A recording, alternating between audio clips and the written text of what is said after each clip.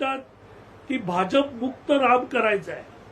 म्हणजे उद्धव ठाकरेंनी हे कबूल केलेलं आहे की भाजप आणि भाजप बरोबरचे सगळे पक्ष, एनडीए मधील सगळे पक्ष, या सगळ्यांबरोबर राम आहे. आणि उद्धव ठाकरे आणि काँग्रेस सारखे जे पक्ष आहेत त्यांनी रामाला सोडचिठ्ठी दिलेली आहे. आणि म्हणून पुन्हा एकदा स्वतःच्या राजकीय अस्तित्व टिकवण्यासाठी उद्धव ठाकरेंनी हे रामरक्षा आंदोलनाची भाषा केली आहे.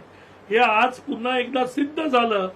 कशावरून सिद्ध झालं तर स्टेजवर तुम्ही रामरक्षाची भाषा करता, स्टेजवर सांगता की रामरक्षाच्या जे चोरी केलेले आहेत त्यांच्यासाठी आयोग नेमा, पण त्याचबरोबर पुढे जाऊन सगळे राजकीय मुद्दे उद्धव ठाकरेंनी मांडले.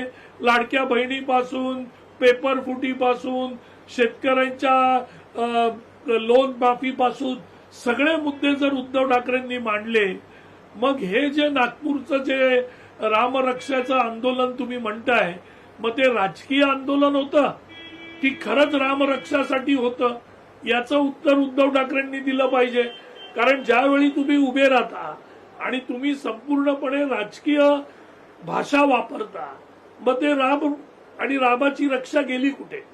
त्याच्यामुळे आम्ही मागे पण मी एकदा सांगितलेलं की हे रामरक्षा आंदोलन नाही आहे, तर हे उद्धव रक्षा आंदोलन आहे.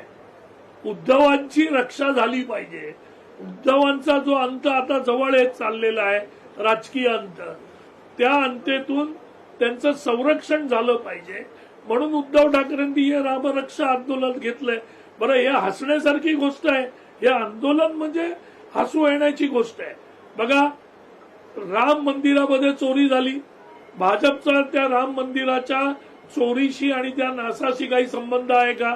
ती वेगळी कमिटी आहे. ज्यांनी चोऱ्या केल्या त्यांच्यावर एसआयटी नेमून त्यांना अटक होते, त्यांची चौकशी चालू आहे. म्हणजे जरी सरकार भाजपचं असलं केंद्रात आणि राज्यात, युपीमध्ये, तरी त्यांना अटक झालेली आहे. म्हणजे कोणीच कोणाला पाठीशी घालत नाहीये.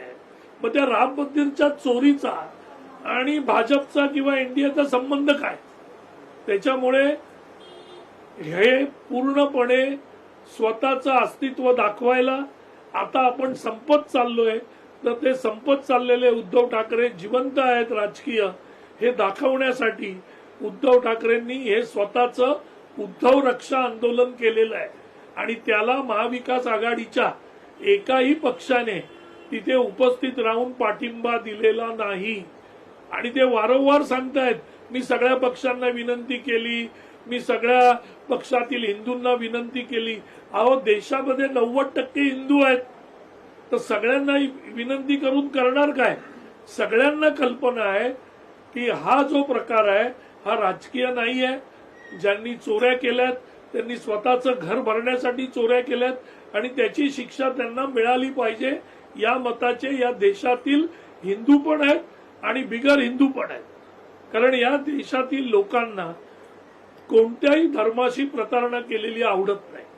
त्याच्यामुळे सगळ्यांचं मत आहे की अशा प्रकार होता कामा नये, त्यांना शिक्षा झाली पाहिजे.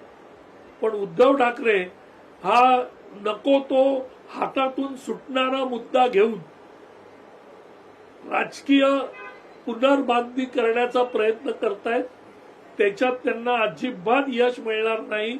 ही उद्धव रक्षा आहे, ही रामरक्षा नाही. उद्या दोन्ही ठाकरे बंधू एकत्र येत सोनम वांगचुक आणि अभिजित दुबके यांच्या समर्थनार्थ दादर शिवाजी पार्क इथे आंदोलन करणार आहेत. बघा, एक लक्षात घ्या, दुसरे ठाकरे बंधू आहेत, त्यांचं राजकीय अस्तित्व काही नाही आहे. ना आमदार आहे, ना कॉर्पोरेटर्स आहेत, ना खासदार आहेत. त्याच्यामुळे ते एकत्र जरी आले तरी त्याच्यामधून काही फरक पडणार नाही. राहिला प्रश्न सोनम वांगचुक यांचा, तर त्यांच्या प्रकृतीमध्ये गंभीर परिणाम झाले. ते गंभीर परिणाम याच्याही पुढे जर उपोषण चालू राहिलं असतं तर त्यांच्या प्रकृतीवर परिणाम झाला असता. आणि तो परिणाम होऊ नये म्हणून सरकारने त्यांना हॉस्पिटलमध्ये भरती केलं. ते त्यांच्या प्रकृतीची काळजी म्हणून केलं. त्याच्यामुळे त्यांच्या प्रकृतीच्या काळजीसाठी गव्हर्नमेंटनी त्यांना पूर्णपणे अगदी स्वास्थ्य राखण्यासाठी त्यांना हॉस्पिटलमध्ये ऍडमिट केलेलं आहे. राहिला प्रश्न अभिजित दिपकेचा, कॉक्रोच पार्टीचा, त्यांची जी घोषणा आहे की धर्मेंद्र प्रधान यांनी राजीनामा द्यावा, याच्या पलीकडे काही नाही. काही मला वाटतं तरुण लोक एकत्र येऊन राजकीय पक्ष बनवण्याच्या याच्यामध्ये एकत्र आलेले आहेत. आता यांच्यासाठी जर हे दोन ठाकरे बंधू एकत्र येत असतील तर मला वाटतं ठाकरे बंधूंची जी विचार करण्याची पातळी आहे ती पण खाली घसरलेली दिसते.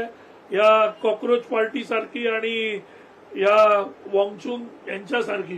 कारण वॉंगचुंग सारखा नेता ज्यावेळी फक्त मंत्र्यांनी राजीनामा द्यावा याच्यासाठी जर उपोषण करत असेल तर मग ती राजकीय परिपक्वता गेली कुठे? या देशामध्ये सगळ्या गोष्टी घडत असतात, पण प्रत्येक वेळी त्या घडलेल्या गोष्टीचं त्या मंत्र्यांनी त्याचा राजीनामा देऊन त्या गोष्टी बदलणार आहेत का?